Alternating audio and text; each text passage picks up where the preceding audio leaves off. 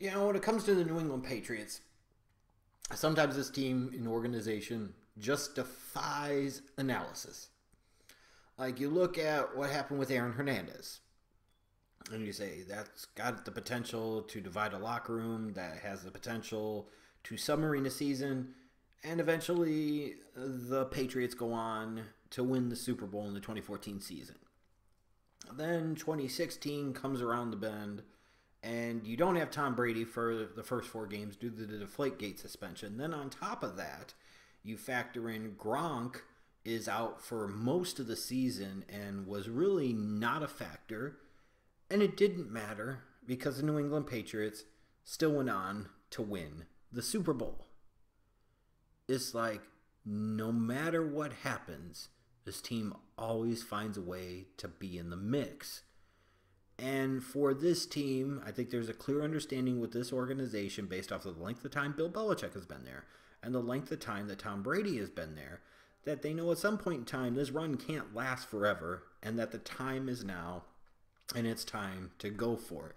And you could clearly see that aggressiveness play out for the New England Patriots in the offseason. And it's crazy to me that a team coming off of winning the Super Bowl had so much cap room and so much desire to just kind of forego the draft, which frankly wasn't the worst thing they could do because Bill Belichick's recent history in the draft, especially with some of the marquee picks like Dominic Easley and Geno Grissom and so on and so forth, it hasn't been stellar. Let's call it as we see it. It hasn't been stellar. But it's like it doesn't matter. For any other organization, busting out on somebody like a Dominic Easley would be devastating. For the New England Patriots, who gives a shit? They'll just plug somebody else in and figure it out. And that's what the hell this team does. I did applaud them, though, for the aggressiveness of going after Brandon Cooks, going after Coney Ealy. But even then, you look at a Coney Ealy. You sit there and trade down from round 2 to the beginning portion of round 3 to get him from Carolina just to sit there and release him before he's ever played a regular season game for you because of he doesn't fit the system. Now, so many other organizations, you would lampoon them for that. So many other organizations, you would put them on blast. And in all intents and purposes, the New England Patriots and Bill Belichick should be blasted for that move because how the fuck are you going to do that type of deal and not realize the guy doesn't fit your system? But it doesn't matter. Because then they can trade a first-round pick for a Brandon Cooks. They can sit there and bring in a Stephon Gilmore in free agency. They can sign a Dwayne Allen and really undercover solid signing for this team. And it just doesn't matter. Like, even when you look at the offseason losses in terms of player turnover, Rob Ninkovich retires, Chris Long goes to Philadelphia, Jabal Sheard signs elsewhere, Logan Ryan goes elsewhere, Martellus Bennett goes elsewhere. Now you get into the preseason, Julian Edelman, your number 1 pass catcher from a season ago, tears up his knee. He's blowing out his ACL. He's out for the year. And again, it won't matter. Because when a Gronkowski gets hurt, Martellus Bennett steps in.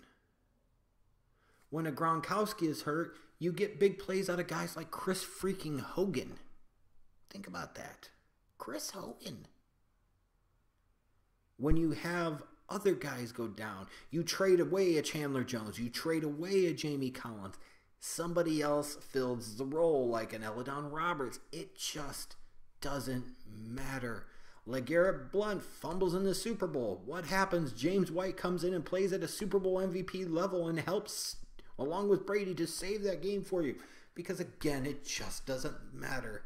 And the simple fact of the matter is all the analysis I could throw out there in the world, as long as you have Bill Belichick and Tom Brady, the greatest head coach in NFL history, and I'm sorry to the Lombardi people or Chuck Noll or anybody else, but in this era, in this time, the consistency of excellence that the Patriots have had, like him or not, I think to sit there and dismiss Bill Belichick and say he is anything other than the greatest head coach of all time, even at times when Bill Belichick, the general manager, negatively impacts Bill Belichick, the head coach, it just doesn't matter. And then when you factor in who, for my money, is the GOAT of quarterbacks in NFL history, Tom Brady. And I'm sorry, when you look at the consistency of performance and production over the years and what he's meant, the lack of big-name superstar talent he's had around him, unlike guys like Peyton Manning over the years, And he's got 5 rings. He's been to 7 Super Bowls. If this dude isn't the GOAT, I don't know who the fuck is. And I'm sorry, Montana takes a back seat. He does. As long as you've got the best head coach of all time and the best quarterback of all time, you always have a chance. And someday, that's not going to be true. But until proven otherwise, it is true. And these guys have to be considered massive favorites to get back to the Super Bowl and potentially win the Super Bowl this year. It's not a guarantee, but right now they have to be massive betting favorites. Because again, they're coming off of another Super Bowl victory. They're second in 3 years. When you thought maybe a few years ago the run was coming to an end, they just weren't going to get back over the hump. They've gotten back over that hump now twice in 3 years. And when they don't, they still get to the AFC Championship game. Like, the safest bet you feel like you can make in football is the New England Patriots are going to play in an AFC Championship game come the end of January.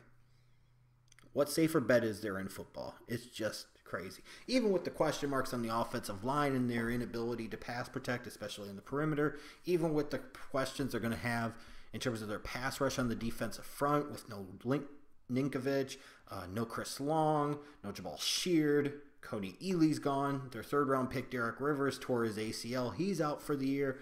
And it's like it doesn't matter because now you've got Gronkowski coming back. And what happens if Gronk is healthy this year? And frankly, if he is, great. And if he isn't, it probably doesn't matter because now you've added Brandon Cooks in the fold. It's like there's always something.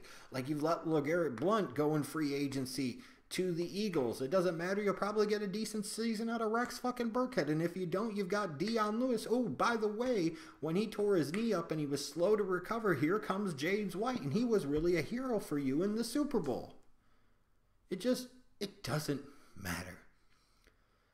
The only thing we'll be determining is whether or not this team is going to be the number 1 seed. And I don't really see how they're not. Now, with that said, they have a tough stretch there towards the end of the season. I believe it's weeks 10 through 15 where the schedule makers didn't do them any favors as they've got 5 of their 6 games on the road at Denver, at Oakland. They host Miami in there. Then they go to Buffalo, to Miami, to Pittsburgh. You're talking about 3 straight divisional games, and that could be treacherous because of familiarity and understanding what the other team does, and it could be tough to get up for a divisional opponent, then get up for another divisional game, and then go right back to playing another divisional opponent. Then you've got teams like Oakland and Pittsburgh who look to be, along with New England, the 3 premier teams potentially in the AFC this year. That is a tough stretch of schedule. And for a lot of other teams, that could really submarine a season or negatively impact where the team finishes. And it's like you already know it doesn't matter. You still feel like the New England Patriots are going to run away with the AFC East like I do. You still feel like they're going to win 12 games as a certainty, 13 is a probability, and 14 is perhaps likely. And it's just crazy. They're going to have home field advantage in the AFC playoffs. And probably only 2 teams in Pittsburgh and Oakland have any realistic chance of stopping them on the road to the Super Bowl. Not to oversimplify it, but I mean, what the hell else more do I need to say? As long as you have Bill Belichick and Tom Brady there, until proven otherwise, you can book it. This team will make a deep run in the playoffs, and they'll at least be playing in the AFC Championship game, if not this year's Super Bowl. Why? Because when you have the GOAT coach and the GOAT quarterback, man, apparently, as the Patriots have proven over the years, what else do you need?